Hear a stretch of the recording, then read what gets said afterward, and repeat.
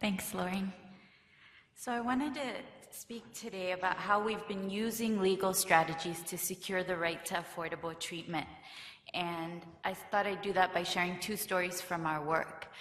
10 years ago, when we started doing the work, a number of ARVs were being priced out of reach in most low and middle income countries, and one of these drugs was Kaletra, owned by Abbott Laboratories. Now, we knew that if we could get more suppliers on the market, if we could get competition going, that we could drive the price of Kaletra down to $440. However, Abbott Laboratories were still pricing it a lot higher than that at the time, starting around $1,000 and anywhere up to $5,000. And they were able to do this because they had the legal rights on the drug, known as patents. And when you have a monopoly on the market, as we all know, you can set the price as you see fit. So the situation got really grave. A number of leading global health institutions started to speak out about access to Kaletra. And at this time, we were working at the community level, and we were seeing the impact on colleagues and clients. And so we decided to do 5 things, really, to make sure that Kaletra was accessible in communities. The first thing we did as the treatment access movement was to start to reform patent laws to make sure that public health safeguards were put into the laws. And as an organization, as I-MAK, we filed 4 cases against Kaletra, known as patent oppositions, as Lauren mentioned, and we chose to focus our fight on Indian patents because India at the time was the world's pharmacy supplier for the poor. From there, we partnered with community groups in other countries to make sure that our cases could travel farther and that generic versions of these drugs were available in other countries as well. And once the cases were filed, we realized that there was a need actually to drive policy change around these drugs and their access. So we partnered with some folks at Harvard and we did a study to show that actually on Kaletra alone, there were over 100 patents that had been filed.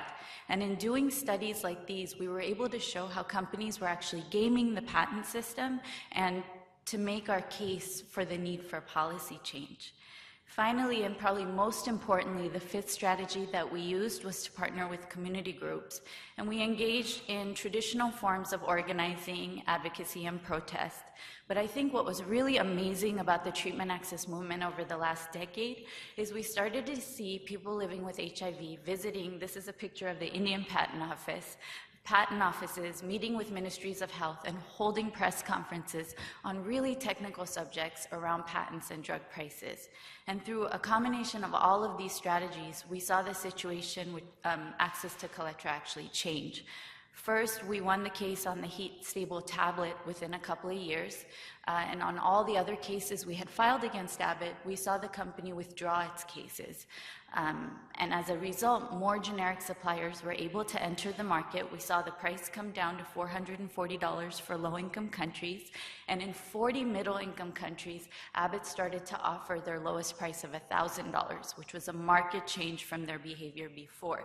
And as a result of all of this work, we saw more people getting access to generic Kaletra, which was the victory. But in reflecting back on the last decade and looking at what our primary challenge has been, for us it's been that the work has largely been invisible around generic drug access. And you know, when we look at the leading health institutions coming out to talk about treatment scale-up, you don't really hear people saying, but for these legal strategies or interventions, generic drug access and treatment scale-up wouldn't have been possible. And I think that's for 2 reasons. One is that patents are pretty technical, they're boring, they're not sexy.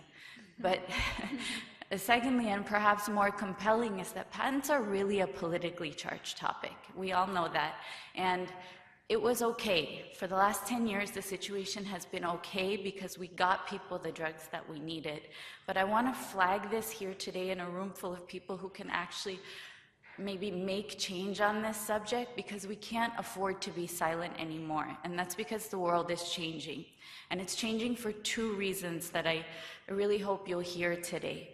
The first reason the world is changing is because the Indian generics drug industry is undergoing a fundamental transformation, and nobody is talking about it. India has joined the World Trade Organization. They have a patent law, but what nobody's really talking about is that the Indian generic companies are getting acquired, they're getting swallowed up, and they're fundamentally changing in character.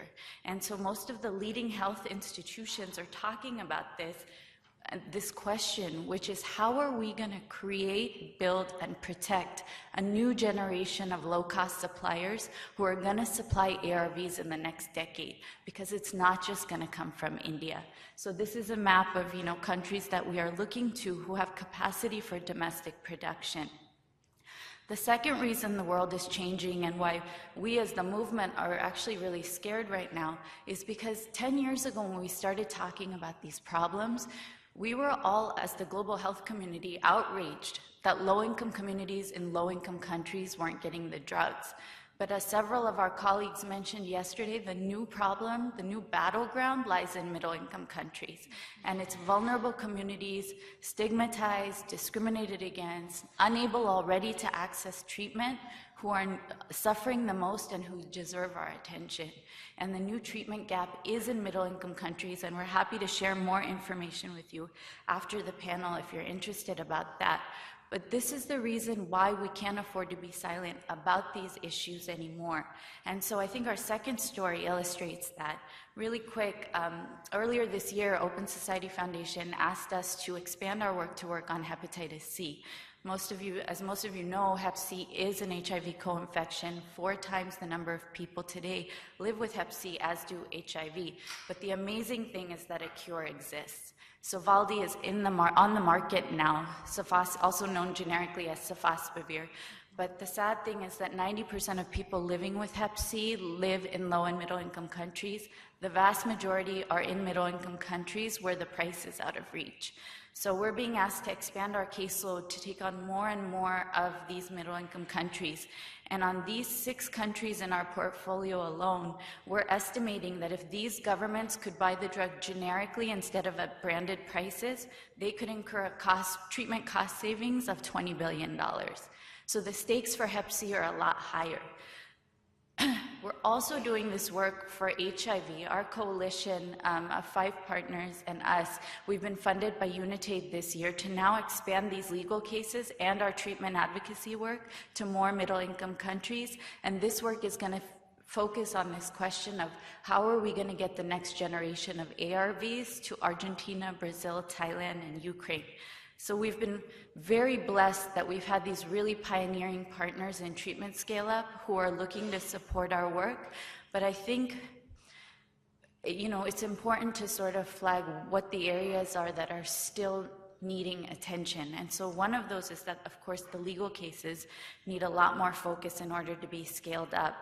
But we're also looking for more and stronger civil society partnerships in the countries that we're working on, because what we learned in the last decade is that when we as lawyers file cases, we've been able to get those short-term gains of treatment access for communities, but the long-term sustainable change on the ground and in country happens when community partners are there with their governments driving that change.